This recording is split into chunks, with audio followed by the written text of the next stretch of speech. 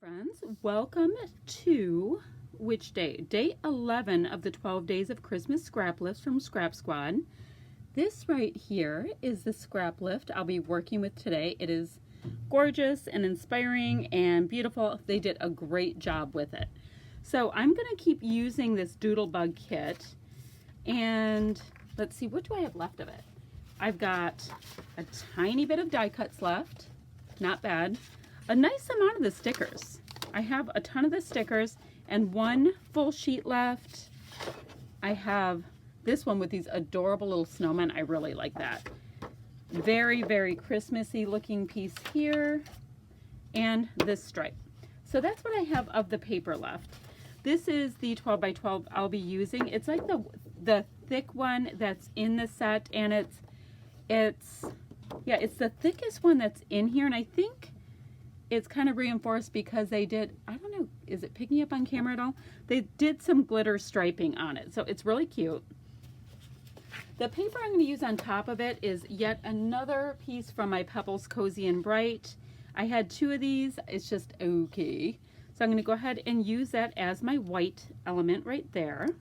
Nice, so that you can see the piece coming through like you see here. Oops, like you can see here, see how it's coming through. Now, I don't know if that's on top of their layout or on the bottom, doesn't matter. That's how I'm going to do it. And what I'm going to do is create a big giant shaker pocket. And the reason why is I want to use up some of my glittery bits. I just have to decide which ones I want to use. So let's see. I know I don't want to use the gingerbread men. I have these candy canes. They're white and red candy canes. I have cute little green trees, and I have snowflakes. Now this is going to be a Christmas layout, you know, with the extreme Christmas paper, so I'm not worried as much about the snowflakes. The gingerbread men don't really have anything to do with this at this point, unless that my kids are going to be decorating gingerbread houses again. That just changed my mind. I'm going to go ahead and go with brown in it to decorate some gingerbread houses, which means, wait, let me see. Do I have any browner elements? I don't have a lot of brown, so I'm going to make sure to bring in some craft for that. So I'm going to go ahead and build an absolutely gigantic shaker pocket. It's going to take me a hot minute, so I'll fast forward some of that and show you some of the footage, but you know what I'm going to do. I'm going to go ahead and put a large piece of acetate packaging. It's going to be packaging. On this, I'm going to use fun foam to go ahead and go around the piece to kind of corral it into a nice little well. Fill it in with, with a ton of sequins, and go ahead and pop it on. It's going to be great. So when I pop it on, I think I'm going to have to put adhesive like that and then pop it on like that. So this is going to take me a minute, but I'll take you along with me. Here we go. I went ahead and did my shaker pocket. So very, very cheap packaging, just the one from the collection kit packaging is here for my window that you're getting way too much glare off of. This is the back side of a piece of paper I did not really care for. I used my circle cutter. I have the old school, like back in the day, Creative Memories circle cutter, still working. So I used that to cut out my circle. And is there anything else I should tell you? I went ahead and popped it up on fun foam so I can get the little shaky out of it. And I have my little gingerbread men in there for gingerbread house building. And let's see. All right, so now let's get to doing the next part of the scrap lift, which isn't a whole lot to do. I'm going to have a title kind of this way, a photo right here, and I did cut out this little scrap piece of Doodlebug paper. I think it's adorable. So, I got to trim that little tiny red piece off right there. Let me go ahead and use, this is still drying, so I'm trying to be a little careful with it. And I went ahead and cut my pattern paper 4.5 by 4.5. So, because we still have to build the houses. My daughters are in finals right now. Let me see if I can get that glare off. There we go. Are in finals right now, so they're not willing to get building houses. So I'm going to go ahead and have my photo right there. Gingerbread little guys floating around. Here and here is going to be a little embellishment, some sprinkly bits. That's it.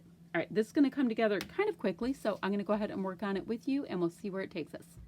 All right, I went ahead and put my pattern paper block on there, and I just kind of eyeballed it. I lined it up according to the stripes that were on the right side, and that helped my eye. I do not have a good eye for lining up my papers, so I usually have to go ahead and use my T-square ruler, which I will a little bit with my Christmas title word.